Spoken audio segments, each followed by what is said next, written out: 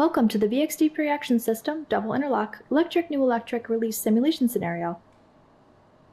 We're going to cover what happens when a fire starts in an environment that is protected by a VXD Preaction System equipped with a Double-Interlock Electric Pneu-Electric Release, and what each component of the system does to ensure the fire becomes controlled as quickly as possible. The VXD deluge valve is a flood valve with only one moving mechanism. The valve is held closed by priming water pressure trapped in the priming chamber. This keeps the outlet chamber and system piping empty. The prime line directs water to the prime chamber of the deluge valve. The prime line consists of an open priming ball valve, a Y strainer, a restricted orifice, and a check valve. The Y strainer keeps debris from entering the restricted orifice. The restricted orifice reduces the rate at which water can enter the prime chamber, ensuring the prime water will drain faster than it can be supplied. The check valve only permits water to enter the priming chamber, allowing prime chamber pressure to be maintained. Following the trim off the prime chamber is the pressure-operated relief valve, or PORV. The PORV is a device that ensures the valve remains in an open state while water is flowing through the valve. When water is directed to the sensing side of the PORV, the push rod is forced open. Priming water is then directed to the open drain, preventing the priming chamber from repressurizing. The normally closed electric solenoid valve is attached to the top of the prime line. While closed, the solenoid valve keeps water pressure in the prime chamber. When activated open, it releases water pressure from the prime chamber.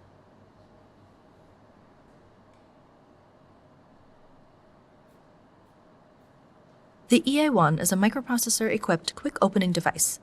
By monitoring the air pressure in half-second increments, the EA1 can detect an activated sprinkler and trip the system within 4 seconds, making it faster than other quick opening devices in a variety of system designs.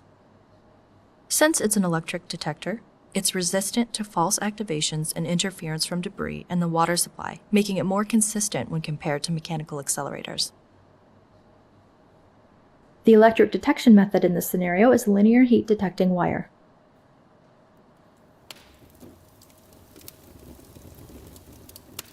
In a scenario where a fire has started and begins to grow, the linear heat detecting wire will melt, causing a short that is detected by the VFR 500 release control panel's first detection zone.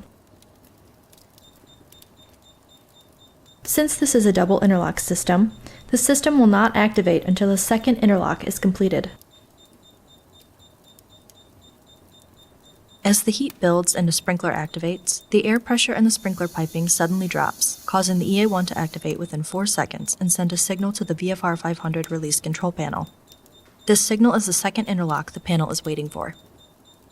Once the signal is received, the VFR 500 sends 24 volts of electricity to the normally closed electric solenoid valve and powers it open, releasing water pressure from within the priming chamber of the deluge valve. Once water pressure is released from the priming chamber, the clapper is forced open by the supply water pressure from the inlet chamber, filling the valve body and connected trim with water. The PORV is activated when water from the main supply forces the push rod open, redirecting prime water out into the drain. Simultaneously, water will also fill the trim leading to the water flow alarm, causing it to activate, alerting the VFR 500 release control panel. Water fills the system piping and is discharged through any open sprinklers, controlling the fire.